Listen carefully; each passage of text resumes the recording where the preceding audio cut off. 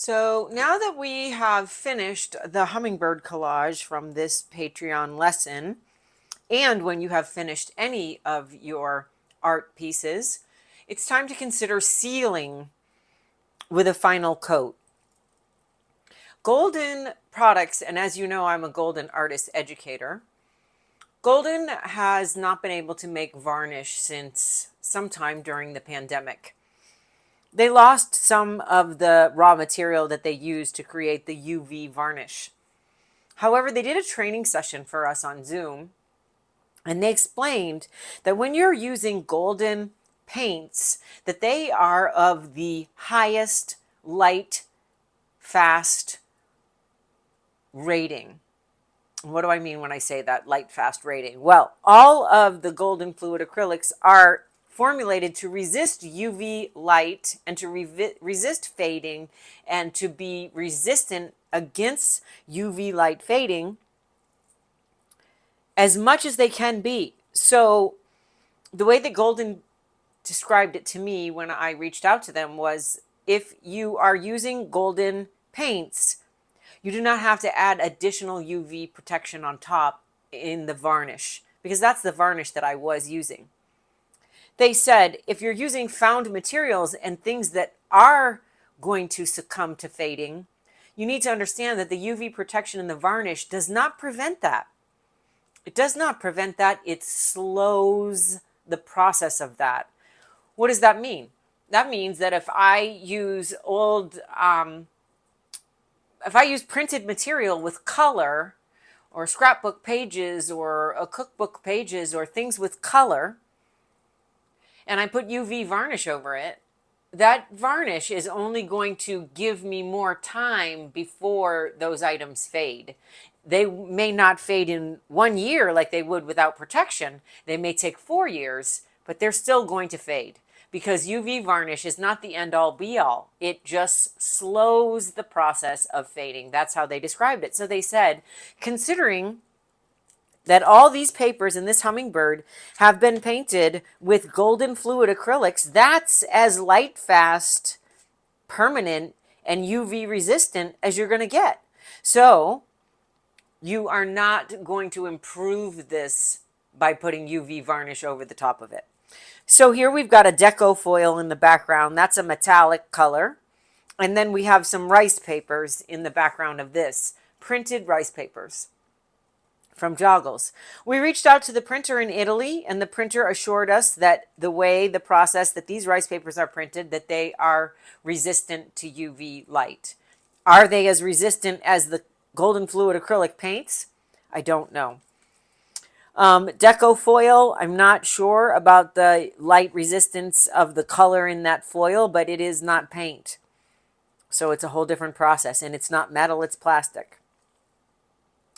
But Golden is still not making UV varnish, so they have a new product called waterborne varnish, and waterborne varnish does not have UV. It only comes in gloss, and it requires a base coat, because when you spread it, it grabs and makes the brush jump, and it cannot go over the artwork on its own. There needs to be an isolation base coat and then the waterborne varnish over that, which does not have UV protection. So what they suggested, that I suggest to you, is simply using gloss medium.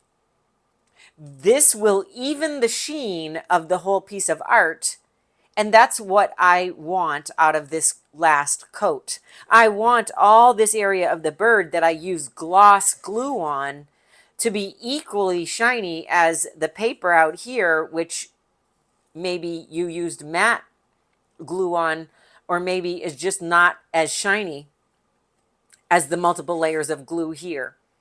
So when you want to even out the sheen, say you left the background painted and the paint is not as shiny as the glue, and you want the whole piece to be evened out and equal sheen. So they make gloss liquid medium and they make matte liquid medium, and I don't see a medium that is satin. So if you're like me and you like satin, you can buy gloss and matte and make your own mixture. And that's just going to take some experimenting, which I haven't done yet. So For the purpose of demonstrating, I'm going to use the gloss medium, and I'm going to use the brush that Golden suggested in our training video.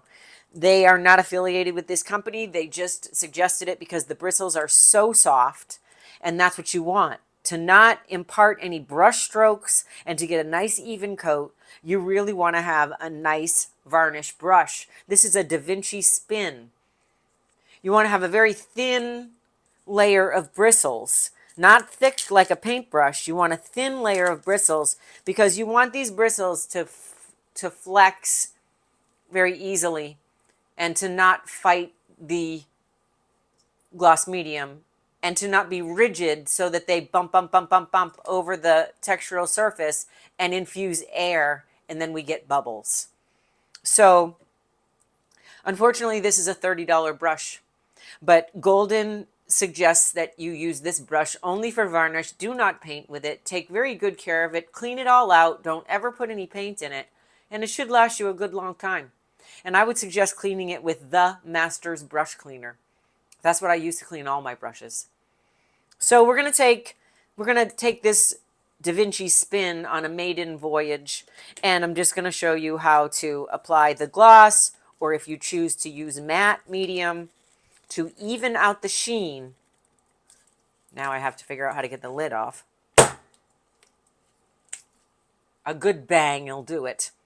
To even out the sheen so that everything is equally shiny or matte. So I'm just going to pour a little bit of that right on the surface, because I'm certainly not going to try to get my beautiful brush in that opening that's too small.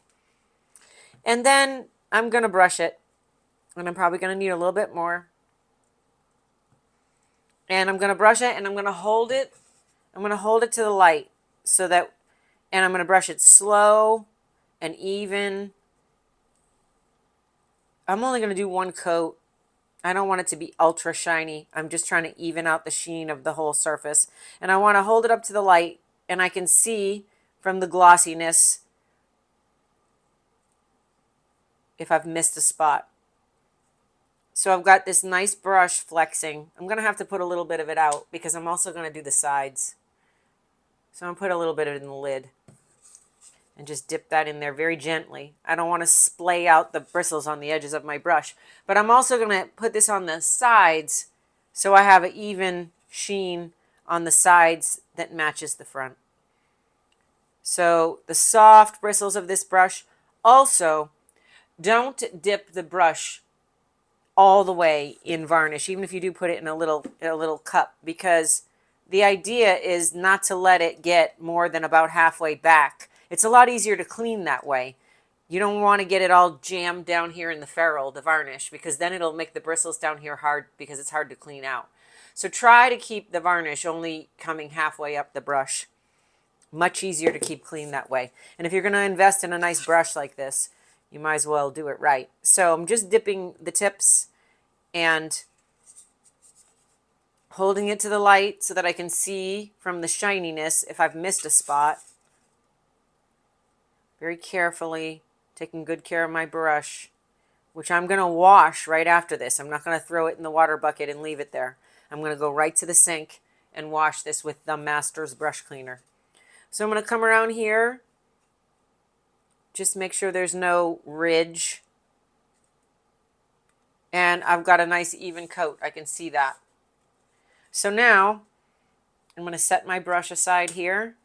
I'm going to put that lid back on. And because I've painted the sides of this with the varnish, I'm going to set the piece on top of the gloss medium. I'm going to set the piece on top of the gloss medium container so that the gloss medium on the edges do not stick to the desk. So just like that. And then I'm going to clean the brush. And then also I want to let you know that the other educating point that they told us at Golden about the gloss medium is that you can also use the gloss medium, or you should use the gloss medium, to prime your raw wood panels. Golden previously made a product called GAC 100 that was specifically for priming raw wood panels, but through their research they've decided that the gloss medium actually does equally as good of a job, and then you don't have to buy another product. It needs to be the liquid. It can't be the gel, because the liquid has a consistency of honey and it soaks down into the pores of the wood. The gel is too thick to do that. So they suggest you coat the wood with the gloss medium that soaks down into the pores of the wood and provides a barrier between this and the gesso. And that barrier is necessary so that the acid from the wood does not yellow your artwork. Gesso alone is not enough. You need to seal the pores of the wood with a gloss medium or a matte medium, but it needs to be a liquid medium. It'll soak down into the pores, you let it dry, then you apply gesso on top of that, and then you're good to go, and you will not have support-induced discoloration from the acid in the wood panel. So that's the information on sealing your artwork and suggestions for the workaround with the lack of UV varnish availability, the option to even the sheen of your piece so everything's equally shiny or matte, and the same product for priming your raw wood panels before applying gesso.